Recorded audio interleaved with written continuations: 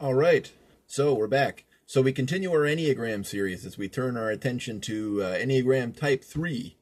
This is part of the feeling triad of 2, 3, and 4, but whereas 2 was extroverted emotional and more of a supporting role, this one is extroverted and possibly counter-emotional type. Type 3 hasn't got time for emotions or feelings. This is very fiery Leo solar energy, dealing with things like image, ego, identity, and we're talking about the spotlight kid with number Enneagram 3. Type 3 is here to be a star. They're here to be at the top, a big player in whatever game that they're in.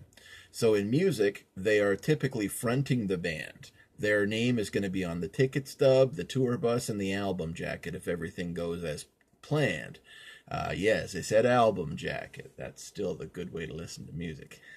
But in regards to the stress arrows, which I should probably do a video on sometime. So if you don't know what those are, you may have to wait or click on another series to see what they are, but I'm going to weigh in on those fairly soon. But if you already know what the stress arrows are, it's the direction of integration or disintegration, which is when we're dealing with Enneagram type 3, 6, or 9, they move in a different direction than 1, 4, 2, 8, 5, 7, like the other ones. The 3 in integration, so in other words, when everything's going well and they're feeling very resourceful, they take on the positive characteristics of 6, i.e. once they have achieved their goals, they'll probably turn their energies to the group and take on philanthropic causes and positive community work, which is always a great thing. And they'll probably want to be inspirational to the next crop of players or performers coming up. Now, when they're in the direction of disintegration, when things aren't going great, they may revert to the unresourceful aspects of the 9.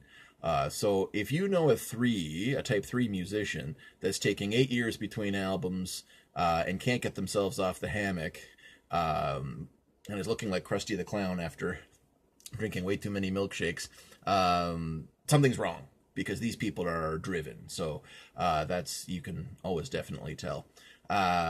I would say examples of type 3 in music would probably be your big pop performers, your flamboyant pop performers.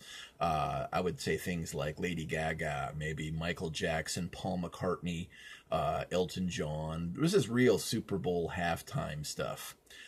So that's type 3 in a nutshell. I'm sure I'm missing a whole bunch of things. I just want this to be a summary before I start doing more in-depth creativity building stuff with this. We'll do number 4 next time. We'll see you then.